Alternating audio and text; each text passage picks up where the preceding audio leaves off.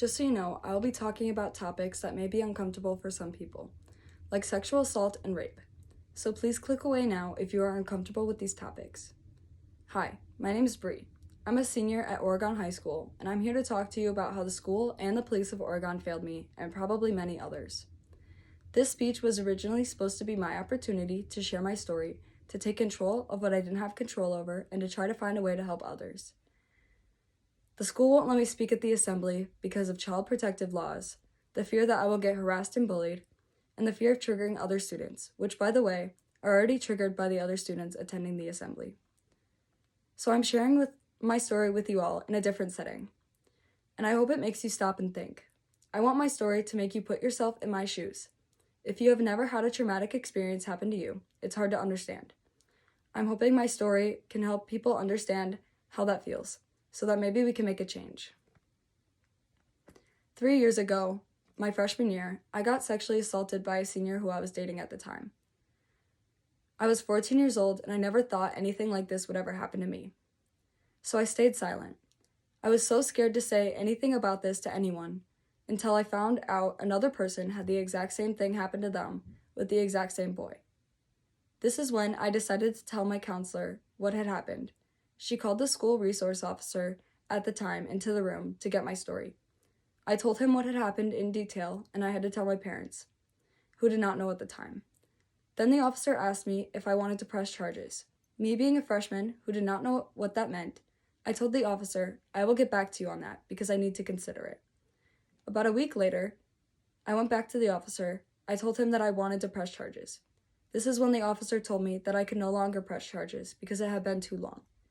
During this incident, the officer said, and I quote, "Who do you think sleeps better at night, you or him?" Which I said he does, because he did it to more than one girl, so he does not feel bad nor guilty. This is when the officer told me, no, you sleep better at night, because he does feel guilty.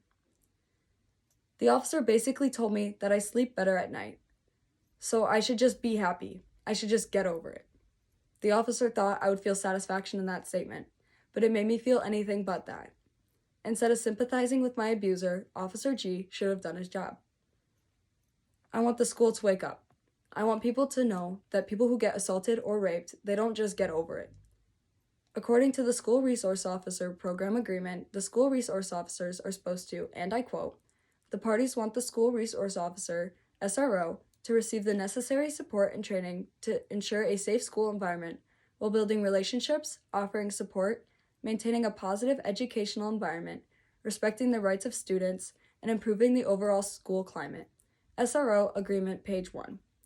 The school resource officer, most likely, did not understand his training, did not provide me support, built a negative relationship with me, did not respect my rights to press charges, and finally, he did not improve the overall climate of the school.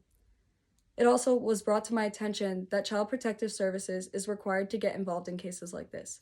So where were they at? Why were they not a part of this? Something that also bothers me is that administration was aware of this issue. What did they do? Well, let me tell you what they did. They sat him down and they said no means no. They told him a kindergarten lesson, and then they sent him on his way back to his next class. I think it's pretty self-explanatory how I felt about this. After they sent him on his way, he walked around the school and told his friends that I had lied. I had people asking me what I was wearing, telling me it was my fault, telling me that I was lying, and nobody was there for me. Since everyone wants to know what I was wearing to provoke him, I was wearing a green tank top, and no, it was not a spaghetti strap tank top. I could fit 2 fingers on that strap. I was also wearing black sweatpants, and I know it was the sweatpants that said yes while I was saying no. I remember this one time I was with some people I used to consider friends. We were just hanging out when one of them made a joke about raping a girl. They knew what had happened to me, but they didn't seem to care. This is why, when there was no follow-up, no how are you feeling today, no ways to cope, and no one checking in on me, I mentally wasn't doing well. The way the school and the police handled my case was almost as traumatizing as the assault that occurred. I remember thinking to myself, if the school just had someone who showed their support for me, if they just had someone who would help me cope, everything would have been a tiny bit better. I would sit in class and get triggered by the most stupid things. I constantly got reminded over and over again about the details from my assault.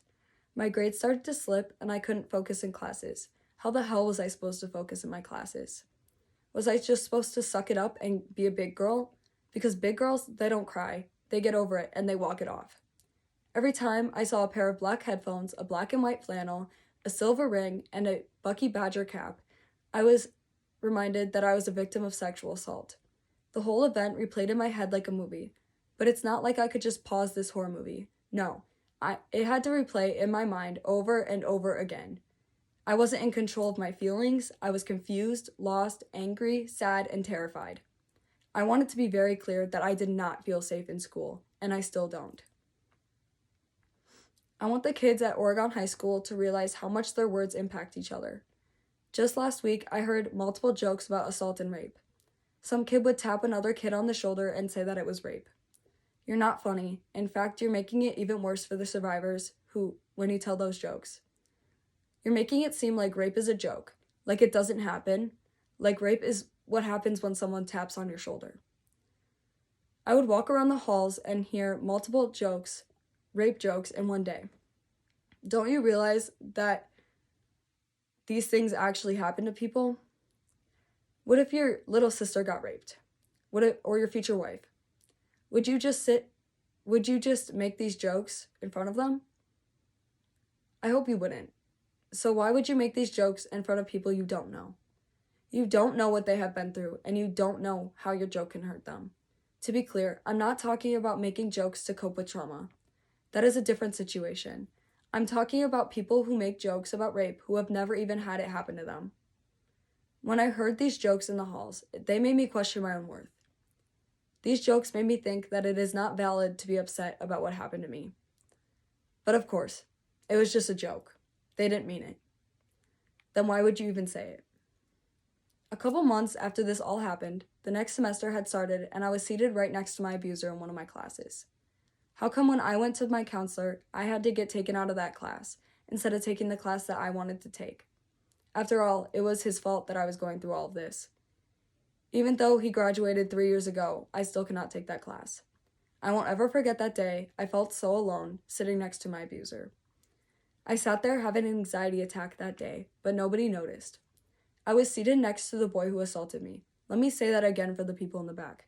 I was seated next to my abuser, and they made me switch my class. This speech was originally supposed to talk about the culture in our school and how it affected me, and how it affects, as well as how it affects other people who have been through traumatic experiences. But again, the school won't let me speak at the assembly. By the way, I'm so glad the school is agreeing to apologize publicly. I just want to know when they will apologize in that private setting. After all this happened, they never once said that they were sorry for not handling my case. Why is it that when the school is in a situation where someone calls them out on Facebook, they apologize publicly for not handling situations, but when I come to them privately, they don't own up to it and they don't apologize? Is it because the school cares more about their reputation than the students at their school? Or is it because the school doesn't feel that it is their fault? The School of Oregon seems to care more about the public media and their rating rather than the well-being of the students. If I'm going to be completely honest, I'm terrified. I'm terrified to tell my story. I'm so scared of what my classmates will think of me and what they will say. I'm scared of what my parents will think when they see this video. I want them to know that I love them, and I want them to know that sharing my story will not hurt them as much as hurt me as much as keeping it in did. I'm so scared to mess this speech up. I know it's dumb to think that. How can I mess up telling my own story? At this point, I know that sharing my story will help me. Hopefully it helps many others. So if the school thinks of me as that one slut, I know that at least I could show people that they are not alone. Last time I tried to talk about my story online, my abuser reached out to me to tell me that I had lied. That was him trying to take control over me again. But it's not his story. It's my story. So if my abuser is somehow seeing this, I want you to know that I fucking hate you. You hurt me more than you could ever imagine. You are such a coward, and you won't even fess up to what you did to me. I hope you enjoy your entitled life. If you try to reach out to me again, I will not respond, because me and you both know that all you want is power. You don't get that power over me anymore. Not giving the survivors a voice to share their stories, that is what is messed up. But I'm not going to apologize. I do not want my story to be put on a wall in the art gallery for students to read like a book.